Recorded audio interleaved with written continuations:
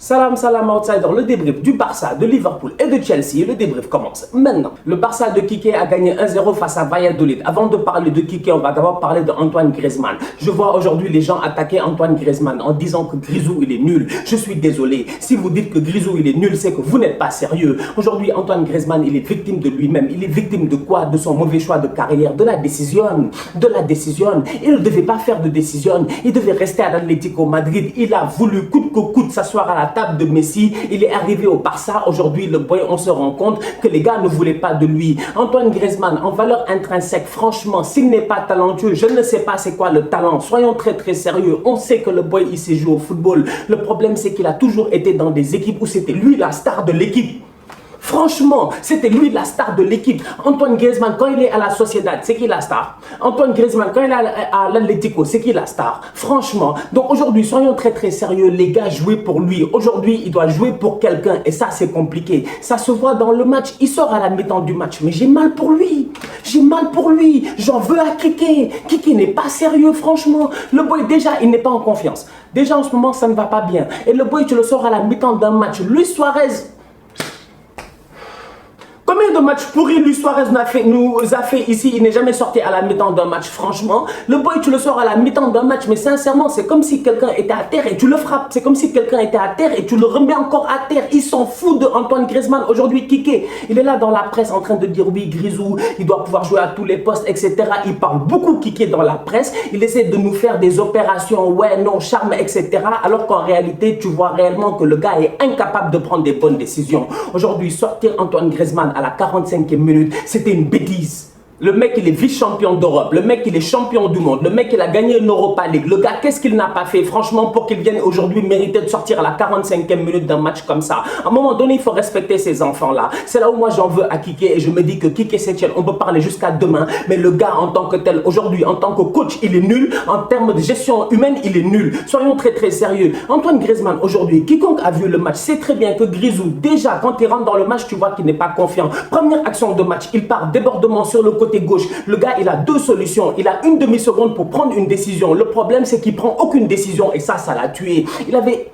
Qu'est-ce qu'il doit faire? Soit il frappe, soit il fait la passe à Messi. C'est simple. Soit il frappe, soit il fait la passe à Messi. Le problème, c'est que derrière, il tergiverse. Quand il tergiverse, il fait quoi? Il revient sur lui-même. Après, tu as Messi qui est là sur le côté. Lui-même, il le regarde d'un air, ouais, t'aurais dû aller plus vite. Mais le problème de Griezmann, c'est qu'à ce moment-là, comme je vous ai dit tout à l'heure, dans la plupart des clubs où Antoine Griezmann a eu à jouer dans sa carrière, c'était lui le leader. Quand tu as l'habitude d'être le leader offensif et que du jour au lendemain, tu es obligé de temps en temps à devoir faire la passe à un gars, parce qu'on sait très bien que Léo Messi, c'est Léo Messi, on va pas essayer de rentrer dans un débat, c'est Messi, c'est Messi. Donc du coup, tu te rends compte que Grisou dans sa tête, tu vois très bien que sur le terrain, il n'est pas bien. En dehors du terrain, il n'est pas bien. Aujourd'hui, je suis désolé, dès la première minute du match, Antoine Griezmann, il a foiré son match. Parce qu'en termes de confiance, s'il avait été à l'Atlético ou à la Sociedad, cette frappe-là, il l'aurait frappé. Il était sur son bon pied. Pied gauche. Rien ne l'empêchait de frapper. Derrière vous, les Catalans, vous l'attaquez. Je vous vois, vous l'attaquez. Oui, Semedo a débordé. Semedo a fait un centre. Griezmann a raté. Il a raté pourquoi? Parce que déjà, la première action de match, il doit la gérer. Il ne la gère pas. Donc du coup, en termes de confiance, le boy, il n'est pas là. Ensuite, en plus de cela, il est sur quel pied? Sur son pied droit. Sur son pied droit. La passe de Semedo est parfaite, mais il est sur son pied droit. Et si tu regardes bien, il recule. Donc du coup, un boy qui est gaucher, comme Griezmann, et on sait très bien que c'est un vrai gaucher, un très bon gaucher. Il arrive sur son pied droit, il recule, c'est compliqué, il rate son ballon. Pourquoi? Parce qu'il n'est pas en confiance. Et là, j'attaque qui? J'attaque Kike. Parce qu'on peut parler jusqu'à demain. Mais Grisou, si vous êtes là à l'attaquer, vous faites preuve de mauvaise foi. Parce qu'Antoine Griezmann, c'est un bon joueur. Franchement, c'est un grand joueur. Antoine Griezmann mérite d'être respecté. Donc aujourd'hui, que ça marche au Barça, que ça marche pas au Barça, ça ne m'intéresse pas aujourd'hui. Le problème, il est simple, c'est qu'ils ont un coach qui est incapable de le faire jouer, incapable de le mettre en confiance. Et ce coach-là, je suis désolé, il est nul. Arturo Vidal, il a marqué, et puis quoi? Mis à part sa frappe là et le but qu'il a mis, qu'est-ce qu'il a fait Arturo Vidal dans le match? Aujourd'hui, je suis désolé, quand je vois le 11 départ de Kike, je suis content parce que je me dis, bon écoute, Vidal est là, mais derrière au moins Ricky est là. Quand Ricky sort à la 62e minute, je suis choqué parce que je ne comprends pas. Tout le match change, le match devient ennuyant, mais il devient nul. Il devient nul, il n'y a plus personne au milieu de terrain pour...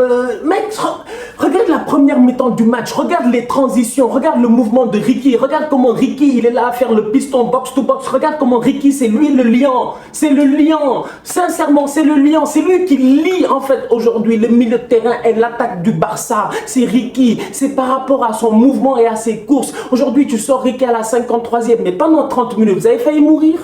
Vous avez failli mourir, franchement. Valladolid, aujourd'hui, s'ils font pas 1-1, c'est parce que le Barça, ils ont Marc-André Ter Stegen. Mais sinon, derrière Valladolid, ils méritent d'égaliser. Tout ça à cause de qui? À cause de Kike. Kike, il fait des changements que toi-même, tu comprends pas.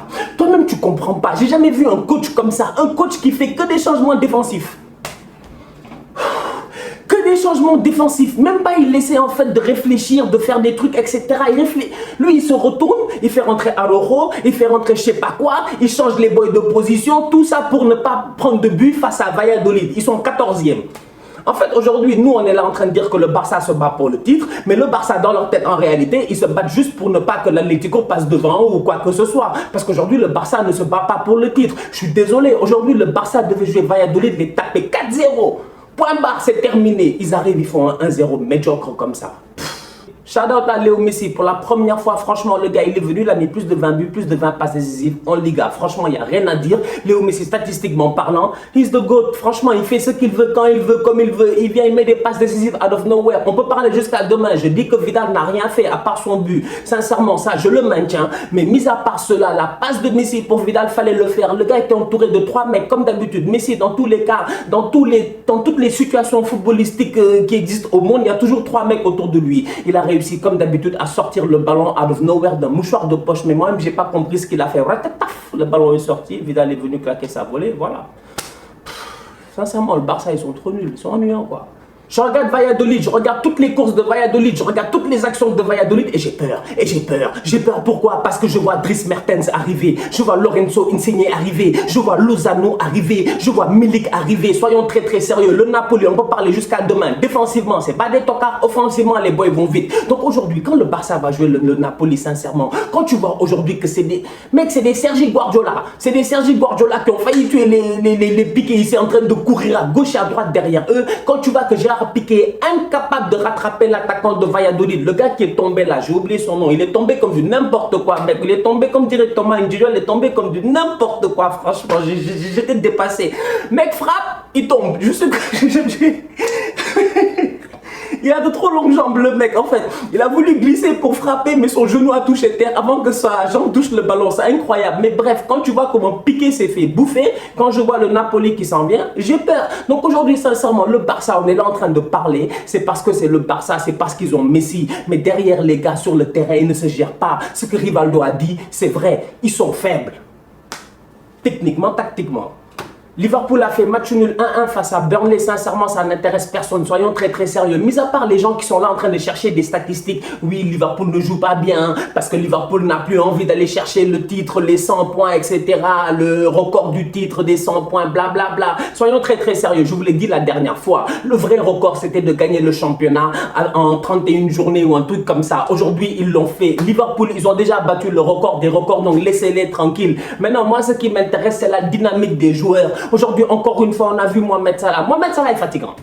Mohamed Salah est fatigant. Mohamed Salah, Boïcha, Bobby Firmino qui est là. J'étais là devant la télé, j'ai fait X. J'ai fait X tellement j'étais excité, j'avais l'impression d'avoir une manette de PlayStation. Je ne pouvais pas comprendre comment Mohamed Salah n'a pas vu Firmino. Fait X, il ne le fait pas. Il fait crochet, il frappe. Nick Pope était là. D'ailleurs, le gardien de Burnley, il faut le saluer. Cette saison, je pense à lui tout seul, il a 15 clean sheets. Il s'est géré, il a été sensationnel, il a tout arrêté. Aujourd'hui, Liverpool, ils ont fait match nul face à Burnley. C'est pas la fin du monde, ça n'intéresse personne. Le plus important, c'est qu'ils restent champions. Ils seront champions, quoi qu'il arrive. Liverpool, si en ce moment ils faisaient des matchs nuls 1-1, des trucs comme ils font en ce moment, et qu'après ils avaient un match de Ligue des Champions, là je me serais inquiété. Mais là ils n'ont plus rien à jouer. Ils ont été éliminés par l'Atlético, donc on s'en fout. Jürgen Klopp avait fait tourner, il a donné sa chance au petit Curtis Jones. Sincèrement, il est venu, il a fait une bonne performance, il a été intéressant. Tu vois réellement que Henderson leur manque un peu parce qu'ils ont besoin de cette hargne-là. Tu vois, du guerrier, c'est qui? C'est le capitaine, c'est Jordan Henderson, il est blessé, donc c'est un peu dommage. Derrière Fabinho, il a fait une top performance. Sa passe décisive pour Robertson, il fallait le faire. La tête de Robertson, j'en parle même pas. Donc du coup, franchement, Liverpool, comme je dis, who cares?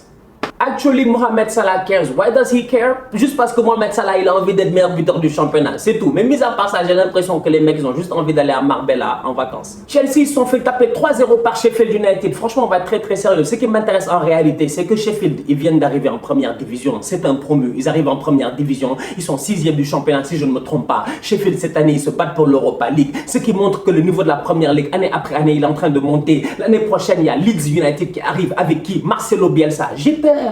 J'ai peur. Je suis là, je suis assis sur un œuf. J'ai peur. Franchement, je panique. Je suis un fan d'Arsenal. J'ai peur. Je sais qu'on est foutu. Sheffield, comment ils ont tapé aujourd'hui les boys de Chelsea. Tu sens réellement que cette équipe-là, elle est dangereuse. D'autant plus que dans le temps, les fans de première ligue, ils savent. Burnley, ils avaient fait une saison ici. Ils nous ont blagué. Ils ont fini 7e. L'année d'après, ils ont fait l'Europa League. Malheureusement, ils n'avaient pas l'effectif. Ils sont là en Europa League. Ils ont floppé. En championnat, ils ont floppé. Aujourd'hui, quand tu vois le niveau, l'argent qu'il y a en première ligue, tu vois que les équipes sont capables de tenir sur le long terme. Wolverhampton, l'année passée, ils arrivent en première ligue. Ils font quoi? Ils sont dans le 6e ou 7e. Ils vont en Europa League. Jusqu'à présent, ils sont qualifiés. Ils peuvent même aller gagner l'Europa League. Je vous dis, Wolverhampton est capable d'aller gagner l'Europa League avec son coach.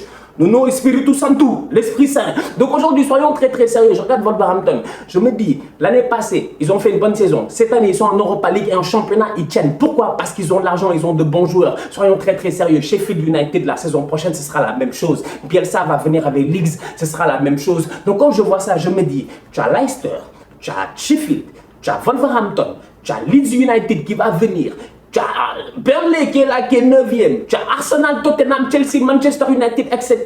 City, Liverpool et tout. Soyons très très sérieux. Je vous dis, la saison prochaine, le top 10, ça va être compliqué d'être à l'intérieur. D'où la raison pour laquelle j'ai envie de dire encore une fois à mes dirigeants, s'il vous plaît, sortez le chéquier. Sortez le chéquier. Du côté de Chelsea, ils ont encaissé 3 buts. J'ai l'impression que c'est depuis qu'ils ont leur vilain maillot là. Je comprends pas le maillot de Chelsea, sincèrement. Depuis que j'ai vu le chiffre 3 là devant, je suis perdu. Parce que je me dis, le boy qui a le chiffre 3 devant et le chiffre 3 derrière, c'est quoi ça? C'est le 33. Après, franchement, les gars, gérez-vous. Je dis à Chelsea, je comprends pas c'est quoi votre problème. Tout le monde a des maillots normaux, fallait que vous veniez mettre un chiffre 3. Vous avez pris 3-0, c'est bien fait pour vous. Du côté de Chelsea, j'ai envie de dire que leur défense, elle est pas bonne. Franchement, ça me stresse un peu. Ça me stresse un peu. Parce que Kepa, il est capable de se gérer, même si aujourd'hui, ça a été compliqué. Mais soyons sérieux, la dernière fois, Rudiger, il a été nul. Aujourd'hui, je regarde Zuma et Christensen, c'est compliqué. Je me dis, franchement, il va falloir que au niveau de Chelsea, ils achètent des défenseurs. Les gars, ils sont là offensivement, il n'y a rien à dire. La saison prochaine, ils seront une force de frappe. Je sais qu'ils pourront mettre des buts, mais il ne faut pas qu'ils deviennent un Manchester City. Parce que derrière, en première ligue, il faut aussi savoir tenir. Quand tu vois aujourd'hui Sheffield, le match qu'ils ont fait face à Chelsea, tu vois que durant les 15 premières minutes de jeu, Chelsea, ils ont plus de 75% de possession de balle. Ils contrôlent le game. Franchement, le problème, c'est qu'ils ne trouvent pas de solution. Pourquoi? Parce que Sheffield, c'est bloc défensif bas. Les gars ne te laissent même pas passer, mais quand Sheffield récupère le ballon, ils gardent le ballon. Et quand Sheffield a récupéré le ballon et a gardé le ballon, ils ont été décisifs, ils ont été létals, ils ont plaqué des buts. Aujourd'hui, au niveau de Chelsea, ça a été compliqué parce que défensivement, ça a été dur. Les gars n'ont pas été capables de tenir, mais offensivement, ça a aussi été compliqué, d'où la raison pour laquelle j'ai hâte de voir les Ziyech et les Werner. Parce que Frank Lampard, ça fait plusieurs matchs, c'est Giroud qui marque. Lui-même, il est d'accord là-dessus. C'était lui le titulaire. Aujourd'hui, la dernière fois, Abraham a mis un but en fin de match. Je vous l'avais dit, il a été libéré dans la catégorie les gars qui ne marquent jamais. Il y avait Abraham, il a mis un but. Aujourd'hui, il est titulaire, il n'a rien foutu. Donc du coup, je me dis, Frank Lampard, offensivement, il a des problèmes. La saison prochaine, ils seront réglés. Mais entre-temps, faut qu'il gère sa défense. Bon la famille, on se capte tout à l'heure pour un nouveau débrief avec la Juventus qui joue l'Atalanta. Là, tout de suite, là, je vais aller voir le match. Ça commence. Et demain, dimanche, pour un autre débrief avec Arsenal, Tottenham. D'ici là, on continue à liker, on continue à partager. On s'abonne. Tous outsiders.